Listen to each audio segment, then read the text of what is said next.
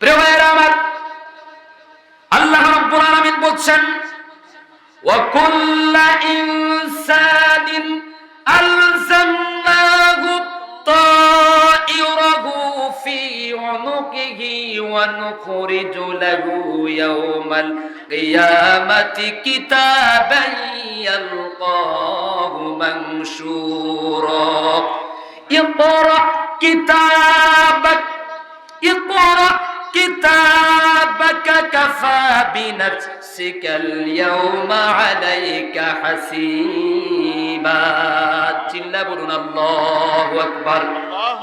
বদরের মুজাহিদদের মতো চিৎকার দিয়ে বলুন আল্লাহু আকবার। আর একটু আওয়াজ দিয়ে বলুন আল্লাহু আকবার। শরীরের সবটুকুন শক্তিকে উজাড় করে আকাশ এবং জমিনের মালিকের জন্য আওয়াজ বুলন্দ করে দিবেন, ছেড়ে দিবেন, যাতে করে কাফের মুশরিকদের কলিজার মধ্যে আঘাত লাগে। ঠিক কিনা? রাজি আছেন ইনশাআল্লাহ?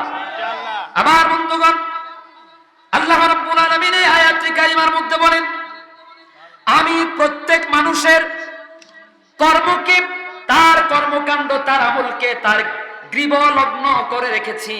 কিয়ামতের দিন তাকে একটা কিতাব বের করে দেখাবো, যে কিতাব সে খোলা অবস্থায় পাবে।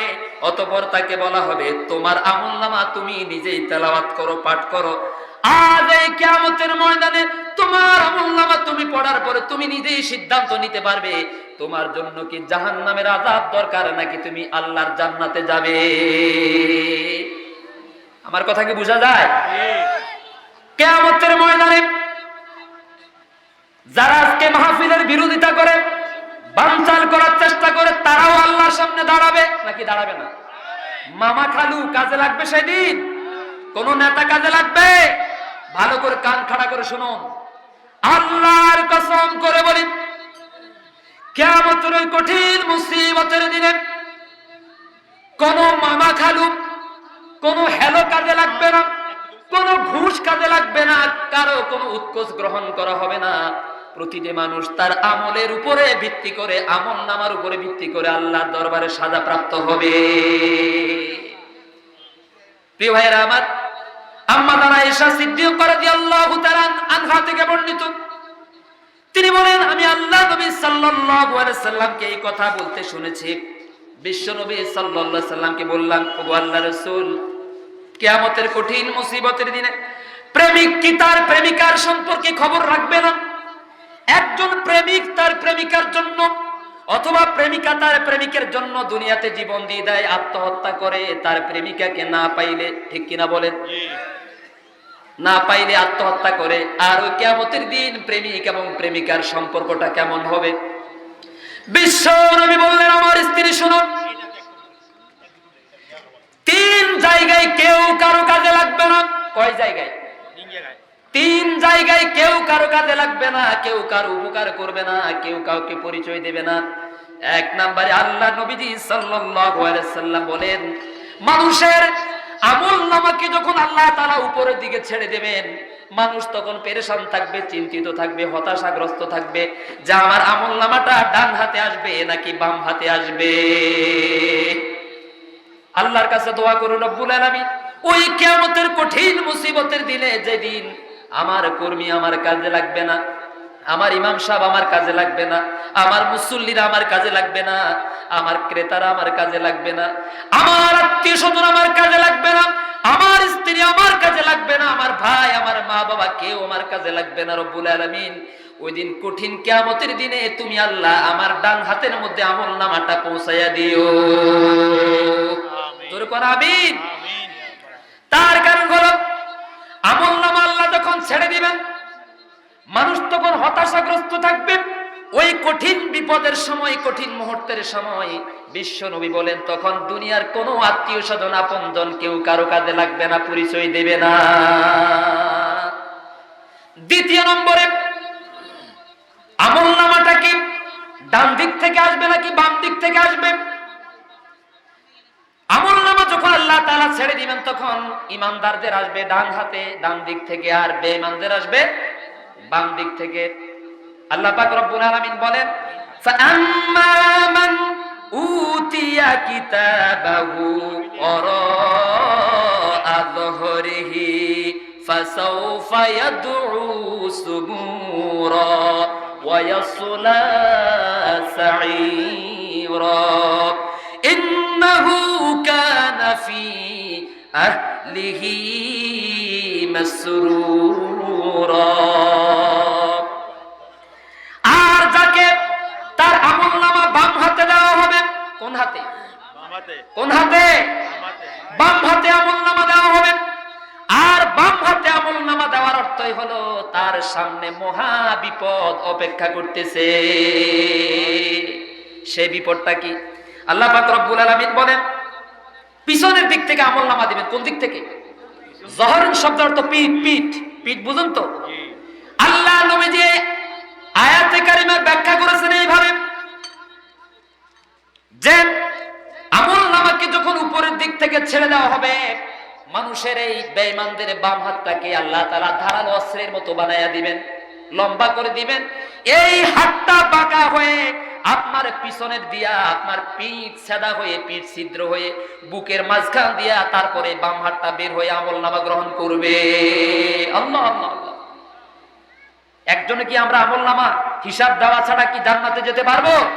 তার মানে এই যে কোরআনের একটা মোটিভেশনাল আয়াত আপনাদের সামনে তেলাওয়াত করলাম, বিশ্বাস করুন আমি আগেই বলেছি কোরআন এমন একটা আলোকবর্তিকা যে কোরআনের একটা আয়াত যদি আমরা ভালোভাবে বুঝি, মানি, আমল করি, বাস্তব জীবনে প্রতিফলন ঘটাই, তাহলে আল্লাহ তাআলা আমাদেরকে ওমরের মতো একজন চরিত্রবান ভালো মানুষ বানিয়ে দিবেন। সুবহানাল্লাহ।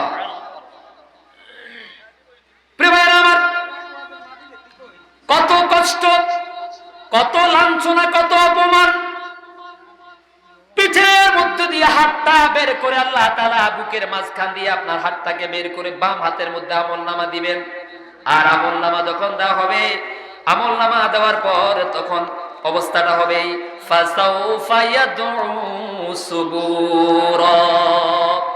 যাদেরকে বাম হাতে আমলনামা দেওয়া হবে, আমলনামা যখন খুলে খুলে দেখবে আল্লাহ তাআলা বলবেন বান্দারে ইকরা কিতাবাক, ইকরা কিতাবাক কাফা বিনাফসিকাল ইয়াউমা আলাইকা হাসিবা।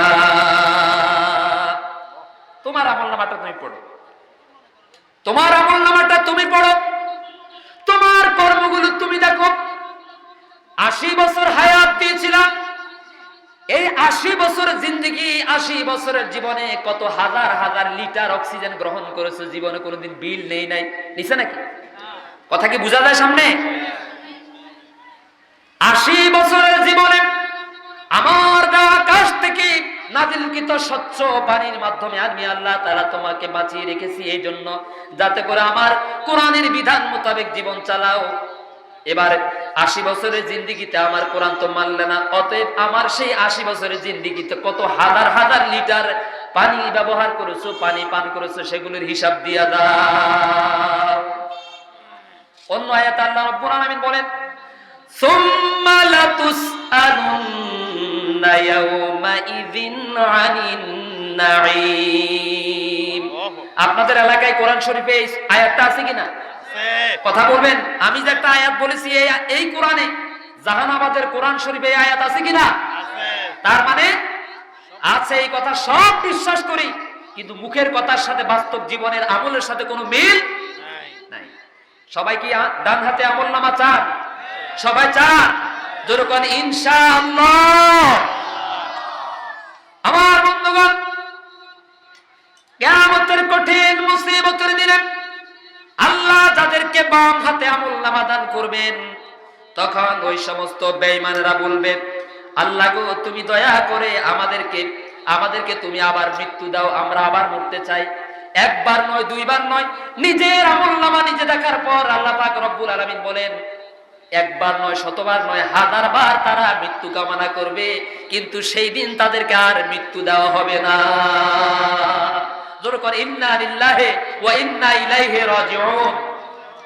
প্রিয় বন্ধুরা, অথচ এই মানুষগুলো যাদেরকে বাম হাতে আমলনামা দেওয়া হয়েছে, দুনিয়াতে তারা ছিল কত বড় নেতা, কত বড় সম্পদশালী, কত বড় প্রভাবশালী, কত বড় ক্ষমতার মালিক। ইচ্ছে করলে যখন তখন একটা হেলোর মাধ্যমে গোটা তাফসীর মাহফিল বন্ধ করে দিতে পারে। এটা আমলনামার মধ্যে লেখা আছে কিনা? আমার সাথে একটু কথা বলবেন। যারা পরামর্শ দিয়ে মাহফিল বন্ধ করে, যারা চক্রান্ত ষড়যন্ত্র করে অজুহাতে মাহফিল বন্ধ করতে চায় বিভিন্ন সুতানাতা দিয়ে, তাদের এই কথাগুলো আল্লাহ তাআলা আমলনামার মধ্যে লিখছে কিনা? এই কথা বিশ্বাস হয় আপনাদের? আল্লাহ তাদেরকে যেন হেদায়েত নসিব করেন, জোরে কোন আমিন। আমার বন্ধুগণ, কুরআনুল কারীম আল্লাহ রাব্বুল আলামিন বলেন, কিরামান কাতিবিনা ইয়ালামুনা মা তাফআলুন। প্রত্যেকটি মানুষের দুই কাঁধের মধ্যে দুইজন ফেরেশতা রয়েছেন, যারা প্রতিটি মুহূর্তে 24টি ঘন্টায় আপনার জীবনের সমস্ত কর্মগুলোকে লিপিবদ্ধ করছে। আপনি ঘুমাচ্ছেন, আমি ঘুমাই, কিন্তু ফেরেশতারা কেন ঘুমান না জানেন? মনোযোগ আছে আমার দিকে? ফেরেশতারা ঘুমান না, আমি আপনি ঘুমাই, তার কারণ হলো আল্লাহর কোন বান্দা বান্দি যদি মনের অজান্তে রাতের বেলা সারা রাত এক কাত হয়ে ঘুমাইছিল, কিন্তু শরীর ব্যথা হয়ে যাওয়ার কারণে আরেক কাত হয়ে ঘুমাইতে চাইছিল, মনের অজান্তে গভীর রজনীতে রাত 2টা কি 3টার সময় হঠাৎ করে মনের অজান্তে মুখ থেকে বেরিয়ে গেল আল্লাহ, বলে না এরকম? ওই যে মনের অজান্তে একবার আল্লাহ নামের জিকির করেছেন, মুখ দিয়ে উচ্চারণ করেছেন, আপনি যদি ঘুমানোর সময় ফেরেশতারাও ঘুমায় থাকতো, তাহলে এই যে একবার আল্লাহর নামের জিকির করেছেন আপনার আমলনামার মধ্যে এটা কে লিখতে? সুবহানাল্লাহ। এজন্য মানুষের ভালো মন্দ সমস্ত কর্মকাণ্ডগুলো লেখা হয় নাকি হয় না? জোরে বলেন। আমার বন্ধুগণ, এজন্য আল্লাহ রাব্বুল আলামিন বলেন, ওয়া কুল্লা ইনসানিন আলজামনাহু তাইরাহু ফি উনুকিহি ওয়া নুখরিজু লাহু ইয়াওমাল কিয়ামাতি কিতাবান ইয়ালকাহু মানশুরা। আল্লাহু আকবার। কি মজা লাগে না? ভালো লাগে না? যা আল্লাহ তোমার দরবারে কোরআন হাতে নিয়ে আল্লাহ তাদের হেদায়েতের জন্য দোয়া করছি মাবুদ, যারা আজকের এই মাহফিলটাকে এই পর্যন্ত নিয়ে আসতে, আমার জানা মতো অনেক ভাই ভালোভাবে ঘুমাতে পারেন না টেনশন পেরেশানির কারণে, আমি জানি। এই মাহফিলকে এই পর্যন্ত নিয়ে আসতে তোমার বান্দাদের কত পেরেশান, কত জায়গায় দৌড়াদৌড়ি করতে হয়েছে, কত চোর বাটপারদের হাত ধরতে হয়েছে, কত নত হতে হয়েছে, কত বিনয় হতে হয়েছে, ঠিক কিনা বলেন? শুধুমাত্র এই কোরআনকে এই পর্যন্ত মাহফিলটাকে সফল করার জন্য।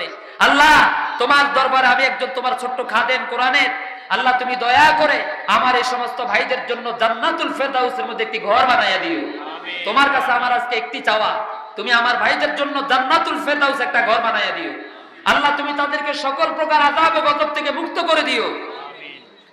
আর যারা বিরোধিতা করেছে, আল্লাহ তোমার দরবারে ফরিয়াদ করি, হেদায়েত যদি কপালে না থাকে, আবু জাহেল, উতবা, সাইবা, ওয়ালিদ ইবনে মুগিরা, হামান, নমরুদ, কারুন, ফেরাউন, ওদের যেমন দুর্দশা হয়েছিল, লাঞ্ছনাকর মৃত্যু হয়েছিল, আল্লাহ অপমানের সাথে ওই বেয়াদবদেরকে জমিন থেকে বিদায় করে দাও। প্রিয় বন্ধুগণ, আল্লাহ রাব্বুল আলামিন বলেন, আকাশের নিচে জমিনের উপরে যত মানুষ পৃথিবীতে বিচরণ করছে, প্রতিটি মানুষের গলার মধ্যে আমি আল্লাহ রাব্বুল আলামিন একটা আমল নামা লটকাইয়া দিয়েছি, ঝুলাইয়া দিয়েছি। কার কথা? আল্লাহর কথা। আমার দিকে মনোযোগ আছে? কার কথা? সেটা কেন দিলেন? আল্লাহ তাআলা বলেন, ওয়া নুখরিজু লাহু ইয়াওমাল কিয়ামাতি কিতাবান ইয়ালকাহু মানশুরা। কিয়ামতের দিন তাকে একটা কিতাব খোলা অবস্থায় আমি আল্লাহ তার সামনে উপস্থাপন করব। আল্লাহ আপনার আমলনামা আপনাকে দিবেন পড়ার জন্য। কে বলতেছেন কথাটা? এখন এইভাবে যদি আল্লাহ তাআলা বুখারীর বর্ণনা বিশ্বনবী বলেন, মান হুসিবা উকিবা, যাকে আল্লাহ তাআলা হিসাবের জন্য ধরবেন, হিসাবের জন্য আল্লাহ তাআলা যদি কাউকে দাঁড় করান, তার মানে সে ব্যক্তি ধরা পড়ে যাবে। সে ব্যক্তি কি হয়ে যাবে? ধরা পড়ে যাবে। কিন্তু হিসাব দিতে হবে কিনা? হিসাব দিলে কেউ বাঁচতে পারবেন?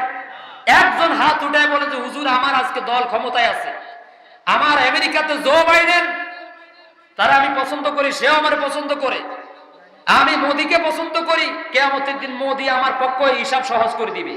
আমার উপরে হ্যালো মামা খালু আছে, মামা ফোন দিলে আমার হিসাব সহজ হয়ে যাবে। এটা কি বাংলাদেশের 2 নাম্বার থানা কোর্ট কাছারি নাকি আল্লাহর আদালত? একটু খেয়াল করে বলুন, এটা কি বাংলাদেশের 2 নাম্বার কোর্ট কাছারি নাকি আল্লাহর আদালত? এখানে চাইলেই ফাঁসির আসামিকে মুক্ত করে দেওয়া যায় হেলোর মাধ্যমে, মামা খালুর মাধ্যমে, ঠিক কিনা বলেন? আর নিরপরাধ, নির্দোষ, নিষ্পাপ এরকম কোরআনের বুলবুল, কোরআনের পাখি যারা কোরআনের আলোচনা করে বেড়াতো, গোটা বিশ্ব জুড়ে মানুষের মাঝে কোরআনের জ্ঞান বিতরণ করত, তাদেরকে ধর্ষণের মামলা দিয়া, মিথ্যা মামলা দিয়া 10টি বছর পর্যন্ত অন্ধকার কারাগারে বন্দী রেখেছে, ঠিক কিনা বলেন? আল্লাহর আদালতে, এই আদালতে জুলুমবাজদের, জালিমদের আদালতে বিচার না পাওয়া গেলেও আল্লাহ তাআলা বলছেন, আমাদেরকে ভরসা দিচ্ছেন, আলাইসাল্লাহু বিআহকামিল হাকিমিন, আমি কি উত্তম বিচারক নই? আমি কি উত্তম হাকিম নই? অর্থাৎ এই দুনিয়ার বিচারকরা শ্রেষ্ঠ বিচারক নয়, এরা সবাই চোর, এদের সবাইকে কিয়ামতের দিন আমার দরবারে বিচারের কাঠগড়ায় দাঁড়াতে হবে, ঠিক কিনা বলেন? সবকিছু আমলনামার মধ্যে আছে। যখন ইনশাআল্লাহ ফাইনাল খেলা হবে, কি খেলা হবে? আজকে দুনিয়ার সবাই আপনাকে হিসাব দিতে হয়, যেহেতু আপনি বস, কাউকে আপনাকে হিসাব দেওয়া লাগে না। কিন্তু নিঃশ্বাস শেষ হয়ে যাবে, কবরে চলে যাবেন, অরিজিনাল ফাইনাল খেলা শুরু হয়ে যাবে কার কাছে? কার কাছে জবাব দিতে হবে? সেদিন দেখবে কত মানুষকে, নিরপরাধ কত মানুষকে ভুল সিগনেচারের মাধ্যমে, কত মানুষের জাল দলিল আমার নামে লিখে নিয়েছিলাম, কত মানুষের ভিটামাটি দখল করেছিলাম জাল দলিলের মাধ্যমে, করেছে কিনা? সব কিছুর বিচার হবে না? হবে কিনা বলেন? আমার বন্ধুগণ, এই জন্য বিশ্ব নবী বলেন, বুখারীর বর্ণনায়, মান হুসিবা উকিবা, যার কাছ থেকে হিসাব চাওয়া হবে সেই ব্যক্তি ধরা পড়ে যাবে, বাঁচতে পারবে না। আর যারে আল্লাহ তাআলা বিনা হিসাবে, বিনা বিচারে জান্নাতের মালিক বানায় দিবেন, সেই লোকটাই হয়ে যাবে সৌভাগ্যবান। আল্লাহু আকবার। সহজ হিসাব দরকার আছে না? সবাই সহজ হিসাব চাই কিনা? একটা দোয়া শিখিয়ে দিই বিশ্ব নবী। আম্মাজান আয়েশা সিদ্দিকা রাদিয়াল্লাহু তাআলা আনহা থেকে বর্ণিত, তিনি বলেন, আমি একদিন দেখলাম আমার নবীজি সালাম ফিরানোর পরে বিশ্ব নবী আল্লাহর দরবারে দোয়া করছেন, আল্লাহুম্মা হাসিবনি হিসাবান ইয়াসীরা, আল্লাহুম্মা হাসিবনি হিসাবান ইয়াসীরা। এই দোয়াটা কে পড়েছেন? আল্লাহ রাসূল পড়েছেন। রাসূলুল্লাহ সাল্লাল্লাহু আলাইহি সাল্লামের জীবনে কোনো গুনাহের অবকাশ আছে? যার জীবনে কোনো গুনাহ ছিল না, যারে আল্লাহ নিষ্পাপ করে পৃথিবীতে পাঠিয়েছেন, অথচ সেই নবীজি আল্লাহর কাছে বলছেন, রব্বুল আলামিন, কিয়ামতের কঠিন মুসিবতের দিনে তুমি যখন তোমার বান্দাদেরকে হিসাবের জন্য বিচারের কাঠগড়ায় দাঁড় করাবে, আল্লাহ গো তুমি দয়া করে ওই কঠিন মুসিবতের দিনে আমি মুহাম্মদ সাল্লাল্লাহু আলাইহি সাল্লামের হিসাবটাকে সহজ করে দিও। বিশ্ব নবী যদি, যার জীবনে কোনো গুনাহ নাই, আল্লাহ বলেছেন, লিয়াগফির লাকাল্লাহু মা তাকদ্দামা মিন যামবিকা ওয়া মা তাআখার, আল্লাহ তার জীবনের সামনের এবং পিছনের সব গুনাহ মাফ করে দিয়েছেন, অথচ সেই নবী বলছেন বিচারের দিন আল্লাহ আমার আমলনামাটা সহজ করে দিও। বিশ্ব নবী যদি এই দোয়া করা লাগে, দোয়া পড়েন, আমরা কি বিশ্ব নবীর চাইতে বড় বুজুর্গ হয়ে গেছি? আমাদেরকে তো বেশি বেশি পড়া দরকার। আল্লাহ নবীজি দোয়া করলেন। হযরত আয়েশা রাদিয়াল্লাহু তাআলা আনহা প্রশ্ন করলেন, ইয়া রাসূলুল্লাহ, মাল হিসাবুল ইয়াসির, হিসাব সহজ হিসাব কাকে বলে, নরমাল হিসাব কাকে বলে? আল্লাহ নবীজি বললেন, আয়েশা গো, কিয়ামতের দিন আল্লাহ রাব্বুল আলামিন যদি কোনো বান্দির কাছে হিসাব চান, যে হিসাবটা দিয়ে দাও, কি আমল করেছো, বিশ্বাস করুন প্রতিটি সেকেন্ডের, প্রতিটি মুহূর্তের হিসাব নেওয়া হবে। আর হিসাব যদি আল্লাহ পাক রব্বুল আলামিন কোন বান্দিদের কাছ থেকে নেন, তাহলে বিশ্ব নবী বলেছেন সেই ব্যক্তি হালাক হয়ে যাবে, ধ্বংস হয়ে যাবে। এখন সহজ হিসাব দরকার আছে না নাই? অনেকে অনেক সময় বলে যে হুজুর এমন কিছু সহজ রাস্তা বলে দেন, যেই রাস্তা অবলম্বন করলে আমরা অতি সহজে জান্নাতে যেতে পারবো, বলে কিনা? বিশ্বনবী এই রাস্তাটা বলে দিয়েছেন। সেটা কি? আল্লাহর কাছে বলবেন, আল্লাহুম্মা হাসিবনি হিসাবাই ইয়াসীরা।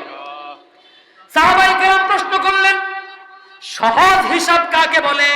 আল্লাহ নবীজি বলেন কিয়ামতের দিন, অন্য হাদিসের মধ্যে বলেন কিয়ামতের দিন আল্লাহ রাব্বুল আলামিন তার বান্দার হাতের মধ্যে আমলনামাটা দিয়ে বলবেন, বান্দারে তুমি তোমার আমলনামাটা পড়ো। সেই আল্লাহ তার বান্দাকে বান্দার মন্দ আমলগুলো, খারাপ আমলগুলো পড়তে বলবেন, আর হাসরের ময়দানে দাঁড়িয়ে থাকা মানুষেরা ওই বান্দার ভালো ভালো আমলগুলো তেলাওয়াত করবে। আল্লাহু আকবার বলেন। অর্থাৎ কিয়ামতের দিন আল্লাহ তাআলা তার বান্দাদের যেই খারাপ আমলগুলো আছে, ধরেন আপনি 5 ওয়াক্ত নামাজ পড়েছেন কিন্তু মনের অজান্তে একটা খারাপ কাজ করে ফেলেছেন, অনুশোচনা করেছেন খারাপ কাজটা করার পর। করি না অনেক সময়? 5 ওয়াক্ত নামাজ পড়ি, হঠাৎ করে আমার 1 ওয়াক্ত নামাজ কাজা হয়ে গেল, আমার কাছে কত আফসোস লাগলো, কত দুঃখ লাগলো, ঠিক না? তখন এই যে দুনিয়াতে আপনার অনুশোচনা করার মতো একটা মানসিকতা আছে, এটা কিন্তু কিয়ামতের দিনও থাকবে। আল্লাহ তাআলা আপনাকে দেখাইয়া দিবেন, ওই যে অমুক মাসের এত তারিখে এতটার জোহরের নামাজটা তোমার কাজা হয়ে গেছিল, বান্দা এই কাজটা করেছো না? বিশ্ব নবী বলেন, মানুষ তখন কেঁদে দিবে, মানুষ তখন আফসোস করবে, অনুশোচনা করে বলবে, রব্বুল আলামিন আমি তো গুনাহটা করে ফেলেছি। একটু লক্ষ্য করেন আমার ভাইয়েরা, দুনিয়াতে যারা মানুষের মুসলমানদের দোষ গোপন রাখতো, একজন আরেকজনের দোষ খুঁজে বেড়াইতো না, দোষ গোপন রাখতো, আল্লাহ নবীজি সাল্লাল্লাহু আলাইহি সাল্লাম বলেন আল্লাহ রাব্বুল আলামিন কিয়ামতের দিন তার ওই বান্দা বান্দীদের দোষ গোপন রেখে দিবে। আজ থেকে কোন মানুষের দোষ তালাশ করবেন? আপনি আপনার নিজের আমলনামা স্টাডি করেন মিয়া। প্রতিটি মানুষ যদি তার জীবনের, যা আমাকে যে আল্লাহ 80 বছর হায়াত দিয়েছে, আমি যদি এখন এই মুহূর্তে মারা যাই, আমার জায়গাটা কোথায় হবে? আমাকে যে কবরে রাখা হবে, সেই কবরটা আমার জন্য কতটুকু নিরাপদ হবে? নিরাপদ থাকার জন্য, কবরে শান্তি পাওয়ার জন্য আমি কি নেক আমল করেছি? এইভাবে যদি প্রত্যেকটি মানুষ নিজেই নিজের আমল নিয়ে গবেষণা করে, তাহলে মানুষ তো ফেরেশতার চরিত্র হয়ে যাওয়ার কথা, ঠিক কিনা বলেন? কিন্তু ফজরের নামাজ পড়ে, সারা রাত তাহাজ্জুদ নামাজ পড়ে, মসজিদের সামনে চায়ের দোকানে বসে বসে আরেকজন মুসলমানের দোষ নিয়ে, গীবত নিয়ে স্টাডি করতেছে, ঠিক কিনা বলেন? নিজের আমলনামা নিয়ে নিজে গবেষণা করে না, আরেকজনের আমলনামা নিয়ে গবেষণা করে, এরকম মুসলমান কম না বেশি? আজ থেকে কোন মুসলমানের বিরুদ্ধে গীবত করবেন? কোন মুসলমানের আমলনামা নিয়ে নাড়াচাড়া করবেন? আপনার আমলনামা, আমার আমলনামা নিয়ে আমি নিজে চিন্তা করি, আরেকজন মুসলমানের আমলনামা নিয়ে গবেষণা করার সময় কি আমার আছে? আরেকজনের আমলনামা নিয়ে গবেষণা করলে আমার সমস্ত আমলগুলো বরবাদ হয়ে যাবে। এজন্য আল্লাহ রাব্বুল আলামিন যেই বান্দাকে মহব্বত করবেন, ভালোবাসবেন, সেই বান্দাকে আল্লাহ তাআলা তখন তার মন্দ আমলগুলো দিয়ে বলবেন, বান্দারে একটু তোমার আমলনামাটা পড়ো। সে তার মন্দ আমলগুলো পড়তে থাকবে, আর জান্নাতবাসীরা আর হাসরের ময়দানে দাঁড়িয়ে থাকা সমস্ত মানুষগুলো তার নেক আমলগুলো পড়তে থাকবে, আর বলবে, আহারে আমি যদি এই লোকটার মতো নেক আমল করতে পারতাম, কত বড় বড় নেক আমল এই লোকটার। হাসরবাসীরা আপনার আমলনামা দেখলে খুশি হয়ে যাবে, আফসোস করতে থাকবে, আল্লাহ যদি আমার এইভাবে নেক আমল দান করতো। কিন্তু হাসরবাসীরা আপনার বদ আমলগুলো সম্পর্কে জানে না, জানেন কে? আল্লাহ। অর্থাৎ হাসরের ময়দানে আল্লাহ মানুষের সামনে আপনাকে অপমানিত করবেন না। দুনিয়াতে যারা মানুষকে কথায় কথায় অপমানিত করে, আছে না এরকম? আমি একটা কথা বলি, কোন মুসলমান যদি কোন মুসলমানকে অন্ধকারে অপমান করে, আল্লাহ তার দিনের বেলা অপমান করবে। কোন মানুষ যদি কোন মানুষকে অবর্তমানে যেখানে লোকজন নাই সেখানে অপমান করে, আল্লাহ তারে বাজারে শত শত মানুষের সামনে অপমানিত করবে। আমি কি বুঝাতে পেরেছি? যারা কথায় কথায় মানুষকে অপমানিত করতে পারলে একটু নিজের ভিতরে আনন্দ বোধ করে, আছে না এরকম? একটু খুশি হয়, আমি তো একটা কিছু হয়ে গেলাম, একজনকে ছোট বানিয়ে দিলাম, আমি অনেক বড় লোক হয়ে গেলাম, এমনটা মনে করে না? আল্লাহ কিয়ামতের দিন তারা অপমানিত করবেন যেই লোকটা মানুষকে কথায় কথায় অপমানিত করতো। আল্লাহ আমাদেরকে হেফাজত করুন। বিশ্ব নবী বলেন, আল্লাহ তখন তার সেই বান্দার পিঠের মধ্যে কুদরতি হাতটাকে বসায় দিয়া আল্লাহ তাআলা বলবেন, বান্দারে বান্দিরে যাও, আমি আল্লাহ রাব্বুল আলামিন তোমার জীবনের সমস্ত গুনাহ খাতাগুলোকে মাফ করে দিলাম, চলে যাও আমার জান্নাতের মেহমান হয়ে। এটাই হলো সহজ হিসাব। এটা কি হিসাব? অর্থাৎ আল্লাহ তাআলা যদি কোনো মানুষকে কাছে ডেকে নিয়ে বলেন, আমি তোর মাফ করে দিলাম, এর চাইতে বড় পরম পাওয়া, এর থেকে বড় সৌভাগ্য আমাদের জন্য আর কিছু হতে পারে ভাই? আল্লাহ তুমি দয়া করে আমাদেরকে সেই সৌভাগ্য নসিব করিও। প্রিয় বন্ধুগণ, আল্লাহ রাব্বুল আলামিন পরবর্তী আয়াতে বলেন, কুরআনুল কারীমের আরেকটি মোটিভেশনাল আয়াতে বলেন, আল ইয়াউমা নাখতিমু আলা আফওয়াহিহিম ওয়া তুকাল্লিমুনা আইদিহিম ওয়া তাশহাদু আরজুলুহুম বিমা কানু ইয়াকসিবুন। চিল্লা বলুন আল্লাহু আকবার। প্রিয় ভাইরা আমার, কোরআনুল কারীমের 23 নম্বর পারার মনোযোগ আছে? শুধু মুখস্থ এখানে যে বললে হবে না, এই ওয়াজকে এখান থেকে সিদ্ধান্ত নিতে হবে। এই কোরআনের আওয়াজ শোনার পরে, কোরআনের কথা শোনার পরে সিদ্ধান্ত নিবে এখান থেকে বাতিলের সাথে, তাগুতের সাথে, কোরআন বিরোধীদের সাথে আমাদের কোনো সম্পর্ক নাই। কারণ পৃথিবী মেরুকরণ হচ্ছে, একটা গ্রুপ ইবলিশের পক্ষে, আরেকটা গ্রুপ আদমের পক্ষে, একটা গ্রুপ ইব্রাহিমের পক্ষে, আরেকটা গ্রুপ নমরুদের পক্ষে, একটা গ্রুপ ফেরাউনের পক্ষে, আরেকটা গ্রুপ মূসার পক্ষে, একটা গ্রুপ আবু জাহিল্লার দলে, আরেকটা গ্রুপ মুহাম্মদুর রাসূলুল্লাহ সাল্লাল্লাহু আলাইহি সাল্লামের দলে। আল্লাহ আমাদেরকে হকপন্থী, ডানপন্থী হিসাবে নবীদের দলে কবুল করুন। আমাদের সাথে মাহফিল বিরোধীদের কোনো সম্পর্ক। আমি বাংলাদেশের প্রতিটা মাহফিলে আহ্বান করি আলেম ওলামাদেরকে, যারা মাহফিলে বাধা দেয়, মাহফিলকে বিভিন্ন সুতানাতা বিষয় নিয়ে বন্ধ করার চেষ্টা করে, কোরআনের মুফাসসিরদেরকে স্টেজে আসতে দেয় না, বলে যে কোরআনের মাহফিলে নাকি করোনা, সিনেমা হলে করোনা যায় না, তাফসিরুল কোরআন মাহফিলে করোনা আসে। শয়তান কোথাকার! এই সমস্ত পাপিষ্ঠ দুরাচারদেরকে দেখলে শয়তান পর্যন্ত 1000 গজ দূরত্ব থাকে। ঠিক কিনা বলেন? মসজিদে করোনা থাকে, মাদ্রাসাতে করোনা থাকে, তাফসির মাহফিলে করোনা থাকে, সিনেমা হলে করোনা থাকে না, কারণ সেখানে আল্লাহর ওলিরা সিনেমা দেখে। ভাবতে অবাক লাগে, 90% মুসলমান এই কথা যখন বলি তখন কলিজাটা ফেটে যায়। কোরআন দিয়ে যাচাই বাছাই করলে দেখা যাবে রাষ্ট্রপ্রধান থেকে শুরু করে মসজিদের ইমাম পর্যন্ত, গ্রামের চৌকিদার পর্যন্ত 10% মুসলমান নাই। প্রেমন্দমান, তাহলে ওয়াদা নিতে হবে। এই মাহফিল থেকে সিদ্ধান্ত নিব, ওয়াদা নিব, যারা মাহফিলের বিরোধিতা করে, কোরআনের বিরোধিতা করে, তাফসীর মাহফিল হতে দেয় না, আমরা তাদের জানাজা পড়বো না ইনশাআল্লাহ। কি পারবেন আপনারা? কারা কারা পারবেন হাত তুলে আল্লাহ দেখা। ওদের জানাজা আমরা পড়াবো না, যেরকম ইনশাআল্লাহ। আল্লাহ কবুল করুন।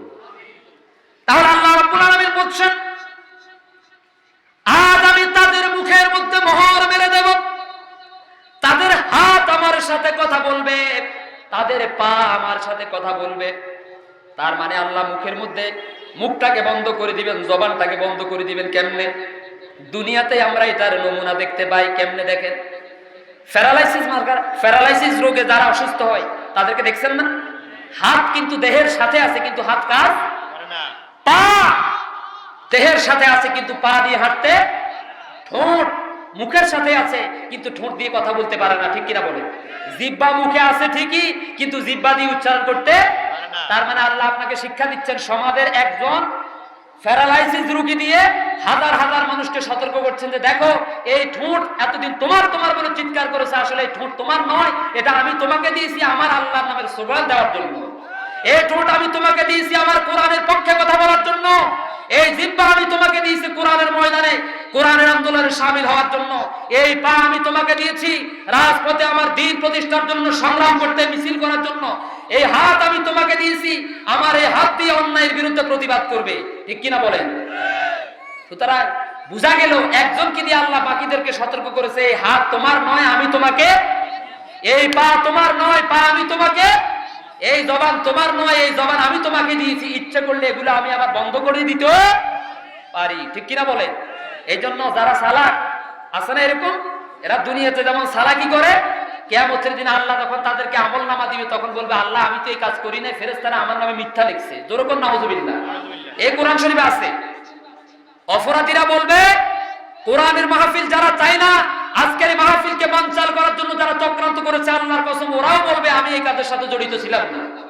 কিন্তু আল্লাহ রাব্বুল আলামিন আজকের জন্য, তারা যখন ষড়যন্ত্র করেছিল, ফেরেশতারা মনে হয় যেন ঘুমাইছিল। আল্লাহ ঘুমাইছিলেন নাকি সদা জাগ্রত? সব সেখানে থেকে বলবে আমরা তো এগুলো কিছু করি না, আমরা হুজুরদের দলে ছিলাম। ঠিক কিনা বলে? আল্লাহ তাআলা তখন বলবে যে ডাকাতের জবান বন্ধ করে দাও। আল্লাহু আকবার বলেন। ফেরেশতাদেরকে বলবেন, আমার ফেরেশতারা এই মিথ্যাবাদী পাপিষ্ঠ কোরআন বিরোধীর জবান বন্ধ করে দাও।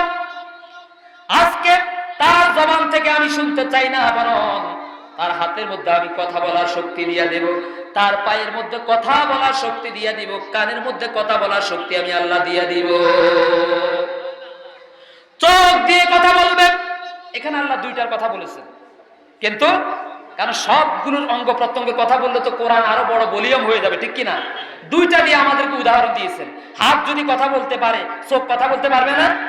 তার মানে কিয়ামতের দিন মানুষের প্রতিটি অঙ্গ প্রত্যঙ্গ আমার বিরুদ্ধে, আপনার বিরুদ্ধে কার দরবারে সাক্ষ্য দেবে? জোরে বলুন। সুতরাং কোরআন বিরোধীরা সাবধান। কোরআনের ওদের পরিবর্তনের জন্য, ওরা মানুষের মতো মানুষ হওয়ার জন্য আজকের এই একটা আয়াত যথেষ্ট। ওদের চিন্তা করা উচিত, আমরা যে মাহফিলের বন্ধ করার জন্য বিভিন্ন সুতানাতা বিষয় দিয়ে আল্লাহর কোরআন থেকে মানুষকে বিরত রাখার চেষ্টা করি, আমাদের আমলনামা তো ঠিক মতো কিয়ামতের দিন আমাদেরকে দেওয়া হবে, ঠিক কিনা? আমার বন্ধুগণ, আল্লাহ রাব্বুল আলামিন বলেন, ওয়া তুকাল্লিমুনা আইদিহিম ওয়া তাশহাদু আরজুলুহুম বিমা কানু ইয়াকসিবুন।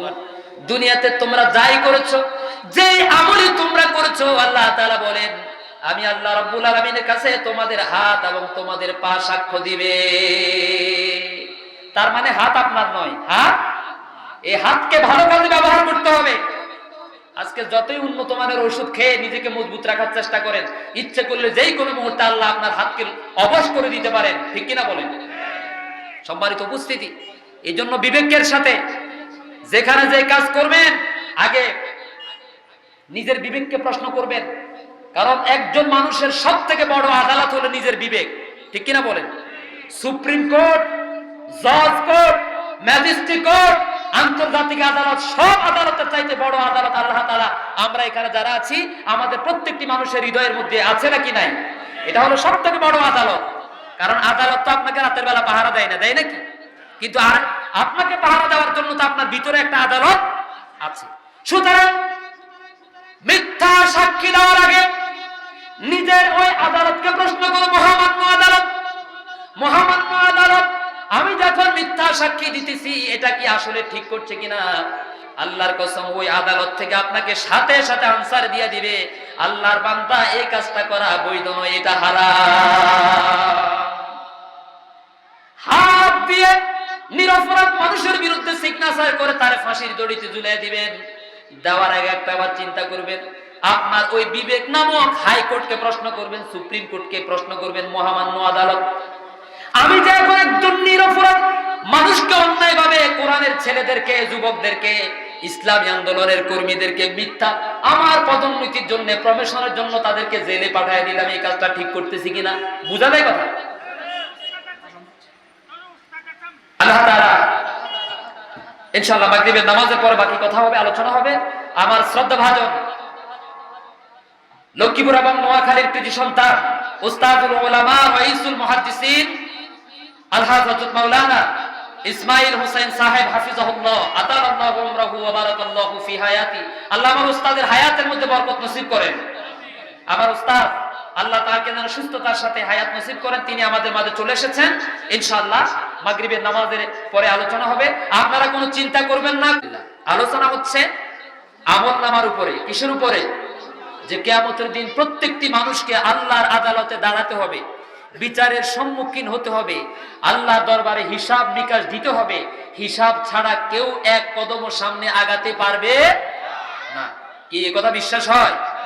তবে এই ক্ষেত্রে হয়তো আল্লাহ তাআলা কাউকে আমলনামাটাকে, হিসাব নিকাশকে সহজ করে আল্লাহ তার নিজ দয়াতে, নিজ অনুগ্রহে আল্লাহর জান্নাতের মেহমান বানিয়ে দিবেন। আর কাউকে কারো প্রতি গোসান্বিত, রাগান্বিত হয়ে, ক্রোধান্বিত হয়ে তাকে পাঠাইয়া দিবেন জাহান্নামে। দুরুকন নাউযুবিল্লাহ। আমরা কোথায় যেতে চাই? আরো চিল্লা বলুন, কোথায় যেতে চাই? আল্লাহ আমাদেরকে কবুল করুন। আমার বন্ধুগণ, জাররা থেকে জাররা পরিমাণ, অণু পরিমাণ, সামান্য পরিমাণ, যা খালি চোখে দেখা যায় না, এমন আমলও যদি বান্দা দুনিয়াতে করে থাকে, এমন কোন নেক আমলও যদি এ মানুষ করে থাকে, আল্লাহ পাক রব্বুল আলামিন কিয়ামতের দিন ওই আমলের, ক্ষুদ্র আমলের প্রতিদান থেকেও বান্দাকে বঞ্চিত করবেন না। আল্লাহ রাব্বুল আলামিন বলেন, আল্লাহ রাব্বুল আলামিন বলেন যে তিনি তার বান্দার উপরে ওয়ামাল্লাহু বিযাল্লামিল লিল আবিদ, আল্লাহ রাব্বুল আলামিন তার বান্দার উপরে জুলুম করেন না। এই ওয়াদা কার? আমাদের প্রত্যেকের আমলের উপরে ভিত্তি করে প্রতিদান হবে। বিন্দু মাত্র আল্লাহ তাআলা তার বান্দার উপরে যে কে কোন দলের লোক ছিল দলীয় হিসাব করে আল্লাহ তাআলা কিয়ামতের দিন মানুষের বিচার করবেন না। মানুষের বিচার হবে তার আমলের উপরে ভিত্তি করে। কিসের উপরে? সুতরাং আমল যার ভালো হবে, বিশুদ্ধ আমল নিয়ে যে ব্যক্তি কবরে যাবে, পরিচ্ছন্ন ঈমান নিয়ে যে ব্যক্তি কিয়ামতের দিন আল্লাহর দরবারে নির্ভুল আমল নামা নিয়ে হিসাব নামা নিয়ে কবর উঠবে, আল্লাহর দরবারে আখিরাতের দিন দাঁড়াবে। আল্লাহ রাব্বুল আলামিন বলেন ফামান ইয়ামাল মিসকালা যাররাতিন খায়রান ইয়ারা ওয়া মান ইয়ামাল মিসকালা যাররাতিন শাররান ইয়ারা। জোরে বলেন আল্লাহু আকবার। আপনারা কি আমার সামনে আছেন? আরে ভাই, আজকের এই ফসলে বিশাল এই সুন্দর জান্নাতের বাগান অনেক কষ্টের বিনিময়ে এসেছে, ঠিক কিনা বলেন? আপনারা যদি একটু আপনাদের এই ঈমানকে আল্লাহর জন্য একটু না দেখান তাহলে তো মনে কষ্ট পাবো, ঠিক কিনা বলেন? আপনারা মাহফিলটাকে শেষ পর্যন্ত সফল করার জন্য সুন্দরভাবে চেষ্টা করবেন। আল্লাহ আমাদের সকলকে কবুল করুন। আল্লাহ রাব্বুল আলামিন বলছেন ফামান ইয়ামাল মিসকালা যাররাতিন খায়রান ইয়ারা ওয়া মান ইয়ামাল মিসকালা যাররাতিন শাররান ইয়ারা। চিল্লা বলুন আল্লাহু আকবার। এই যে দুটো আয়াত তেলাওয়াত করলাম, এই আয়াতকৃত তেলাওয়াতগুলো কি জাহানাবাদের কোরআন শরীফে আছে? আছে কিনা বলে? তার মানে এই আয়াতগুলো হলো আল কোরআনের মোটিভেশনাল আয়াত। যে আয়াতকে মোটিভেটেড করে, যে আয়াতকে তেলাওয়াত করে দেশের মানুষগুলোকে মোটিভেটেড করে জান্নাতমুখী বানানো যায়, আল্লাহর জান্নাতের মেহমান বানানো যায়, হেদায়েতের রাস্তায় আনানো যায়, ওই সমস্ত তাগুতি শক্তি কাফের মুশরিকদের দোসররা সেই কোরআনের আওয়াজ শোনা থেকে মানুষকে বিরত রাখতে চায়। কারণ কোরআন শুনলে মানুষ ভালো হবে, ছাত্ররা যুবকরা ভালো হয়ে যাবে। আর ওই যে বলেছিলাম, যুবকরা যদি কোরআন প্রেমিক হয়ে যায় পিস্তল হাতে নিবে কে? ঠিক কিনা বলেন? যুবকরা যদি সবাই আল্লাহওয়ালা হয়ে যায়, বিশ্ববিদ্যালয়ের ছেলেরা, আশ্চর্যের বিষয় হলো যাদের মোবাইলে নায়িকাদের ছবি থাকতো, যাদের মোবাইলে হিন্দি গান থাকতো, আজ থেকে 2 বছর আগেও দেখেছি যুবকরা রাস্তা দিয়ে হাঁটার সময় তাদের মোবাইলে হিন্দি গান, কানের মধ্যে হেডফোন, গানের তালে তালে তালে তালে তারা দুলতেছে রাস্তায় আর হাঁটে, ঠিক কিনা বলেন? মাত্র 2 বছরের ব্যবধানে আল্লাহ তাআলা এই দেশের বাংলার যুবকদেরকে কোরআনের জন্য এত বেশি পাগল করে দিয়েছেন। এই দৃশ্য দেখে তাগুতি শক্তির মাথা খারাপ হয়ে গেছে। ওরা চিন্তা করলে দেশের ছাত্র জনতা, বিশ্ববিদ্যালয়ের ছেলেরা যদি তাহাজ্জুদ গুজার হয়, 5 ওয়াক্ত নামাজি হয়, ওরা যদি কোরআন তালিমে যায়, এদেশের ছাত্রীরা, এদেশের মহিলারা যদি ইসলামী আন্দোলনে দাওয়াতি কাজে অংশগ্রহণ করে কোরআন তালিম করে, তাহলে আমাদের পিস্তল চালাবে কে? আমাদের পিছনে হাঁটবে কে? আমাদের মিছিল দেবে কে? ইফতিজিং করবে কে? সন্ত্রাসী করবে কে? মাস্তানি করবে কে? এজন্য মাথা খারাপ হয়ে গেছে, ঠিক কিনা বলেন? কিন্তু যুবক ভাইয়েরা, উদাত্ত আহ্বান করি, প্রয়োজনে পা ধরে বলছি, অনুরোধ করে যাচ্ছি, তাগুতের পা চাটা গোলামি করা যাবে না। যাদের আদর্শের সাথে কোরআনের সম্পর্ক নাই, বিশ্ব নবীর আদর্শ নাই, আমরা তাদের দলে যাব, আমরা তাদের দলে যাব। আল্লাহ আমাদেরকে কবুল করুন। কারণ যুবক ভাই, আপনি মনে করতেছেন আমার বয়স এখন 20 বছর, এই তো আমার বাবা 100 বছর বয়সে মারা গেছে, আমার তো এখন সামনে 80 বছর বাকি আছে। আসলে কি বিষয়টা এমন না? বর্তমান সময়ে সব থেকে বৃদ্ধ বয়স্ক মানুষদের চাইতে বেশি মারা যায় যুবকরা। মোটরসাইকেল অ্যাক্সিডেন্ট, বিমান দুর্ঘটনা, বাস অ্যাক্সিডেন্ট, হার্ট অ্যাটাক করে বিভিন্ন অসুস্থতার মাধ্যমে বেশি বেশি মারা যায় যুবকরা, ঠিক না? তার মানে আমাদের হিসাবের সময়টা একেবারেই কাছে। হিসাবের সময় কি কাছে নাকি দূরে? আল্লাহ রাব্বুল আলামিন কোরআনুল কারীমে আরেকটি মোটিভেশনাল আয়াতের মধ্যে বলেন, ইকরা কিতাবাক ইকতারাবা লিন-নাসি وهم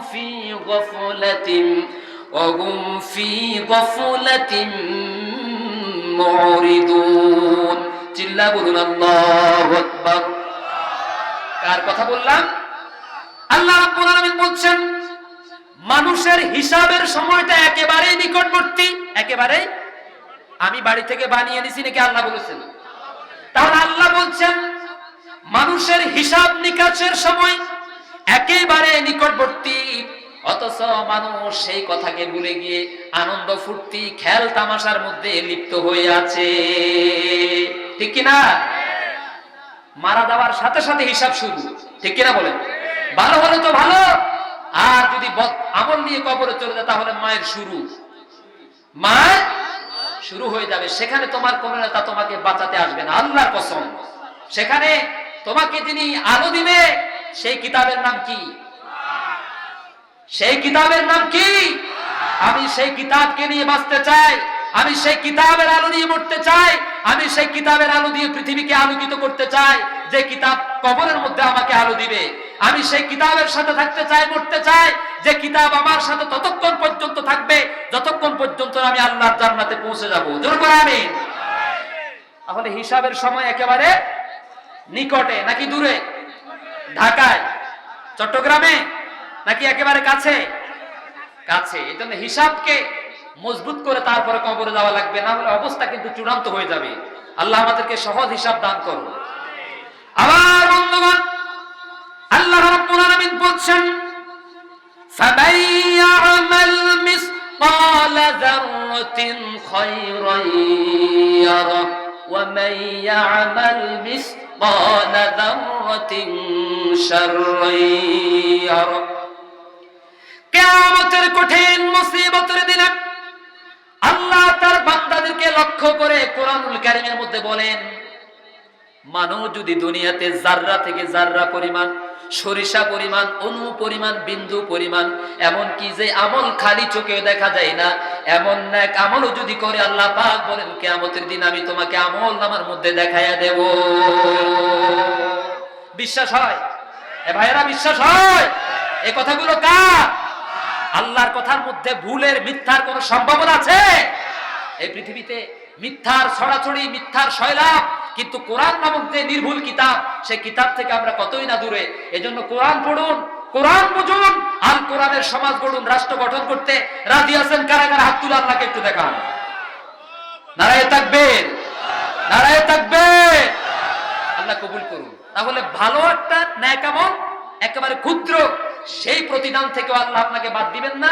আবার একেবারে বদ আমল একেবারে ক্ষুদ্র, সেখান থেকে আল্লাহ তাআলা আপনাকে ওই শাস্তি থেকে রেহাই দিবেন না। ঠিক কিনা বলেন? প্রিয় বন্ধুগণ, আল কোরআনুল কারীমের আরেকটি মোটিভেশনাল আয়াতে কারিমার ভিতর রব্বুল আলামিন বলেন ওয়ালাকাদ খালাকনাল ইনসানা ওয়া না'লামু মা তুওয়াসওয়িসু বিহি নাফসুহু ওয়া নাহনু আকরাবু ইলাইহি মিন হাবলিল ওয়ারিদ ইয ইয়াতালাক্কাল মুতালাক্কিয়ানি আনিল ইয়ামিনি ওয়া আনিশ শিমালি قعيد ما يلفظ من قول إلا لديه رقيب عتيد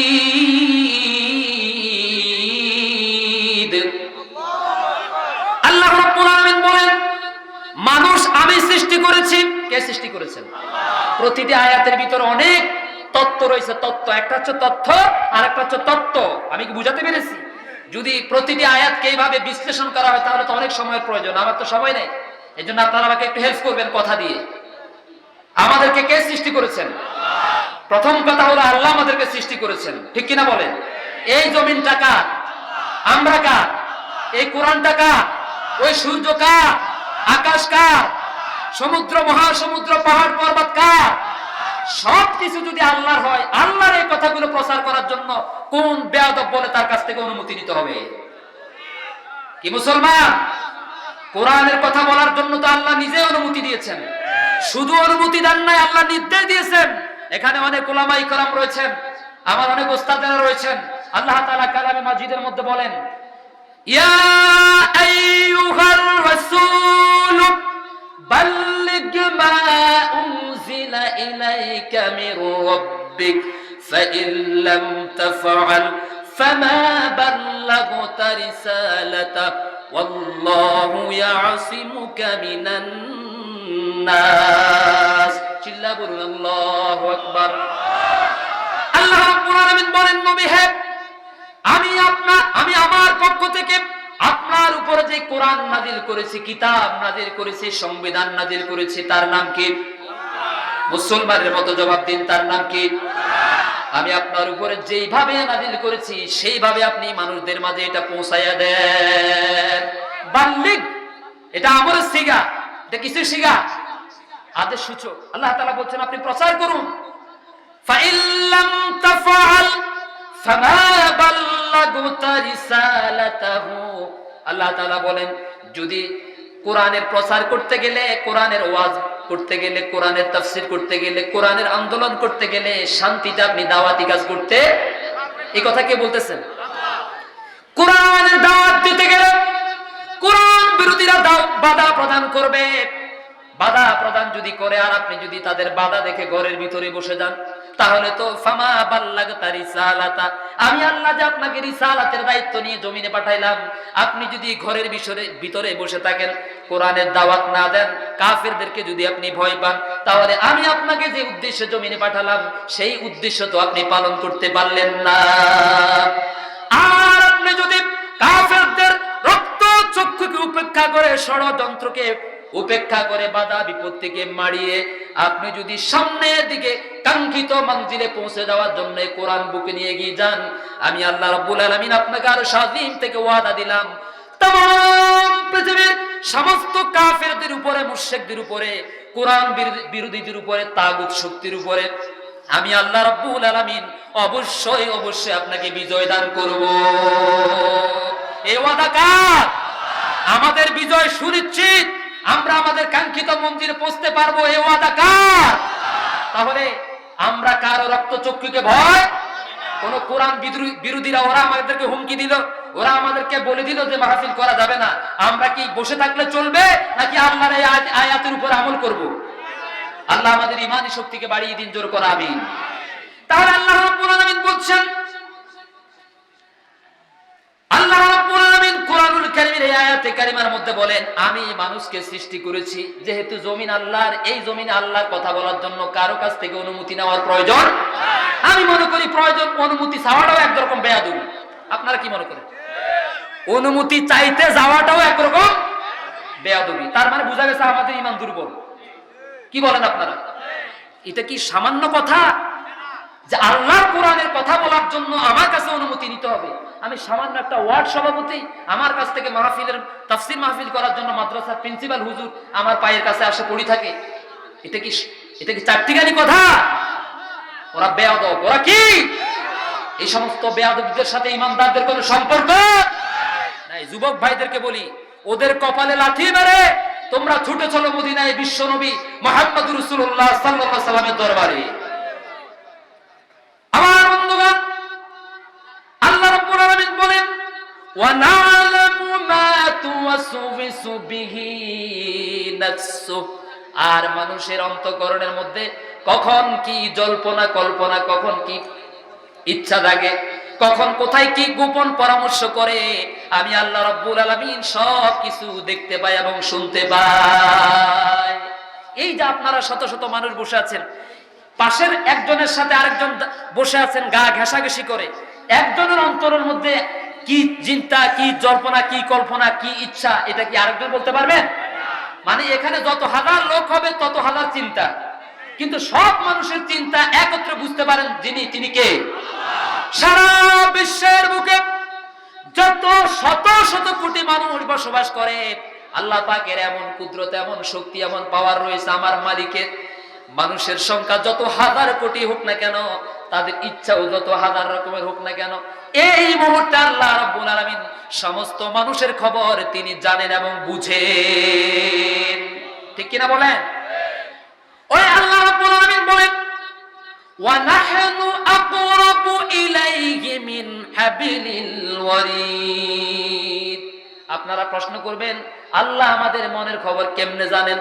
আল্লাহ রাব্বুল আলামিন সামনেই জবাব দিয়ে দিচ্ছেন, সুয়ালে মুকাদ্দারের জবাব। আল্লাহ রাব্বুল আলামিন বলেন, তার কারণ হলো আমার বান্দাদের এই যে গলার কাছে একটা শাহরগ রয়েছে।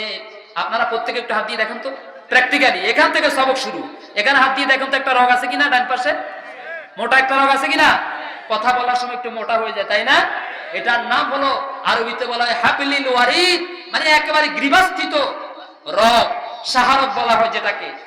আল্লাহ রাব্বুল আলামিন বলেন, বান্দা জল্পনা করে, কল্পনা করে, গোপনে গোপন বৈঠক করে আমার বান্দাদের বিরুদ্ধে, গুনার কাজ করে, রাতের বেলা অন্যায় করে, অপরাধ করে, ঘুষ লেখে, ঘুষ খায়, দুর্নীতি করে, চাঁদাবাজি করে, মাস্তানি করে, সে মনে করে আমি আল্লাহ আর সারাদিনে বসে আসে, আমি জানি না।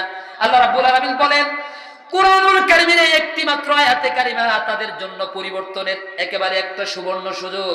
আল্লাহ তাআলা বলেন, আমি আল্লাহ রাব্বুল আলামিন তার একেবারে শাহরগের চাইতেও নিকটে।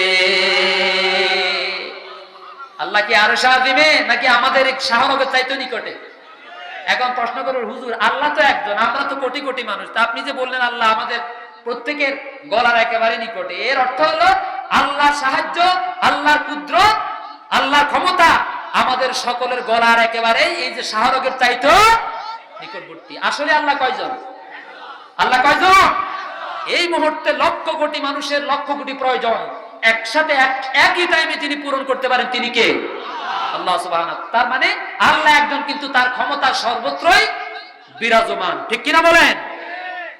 প্রিয় বন্ধুগণ, ইযয়াতালাক্কাল মুতালাক্কিয়ানি আনিল ইয়ামিনি ওয়া আনিশ শিমালি ক্বাঈদ মা ইয়ালফিযু মিন কাওলিন ইল্লা লাদাইহি রাকীবুন আতীদ। আল্লাহু আকবার। দুজন আমল সংরক্ষণকারী ফেরেশতা তার ডানে এবং বামে বসে আছেন।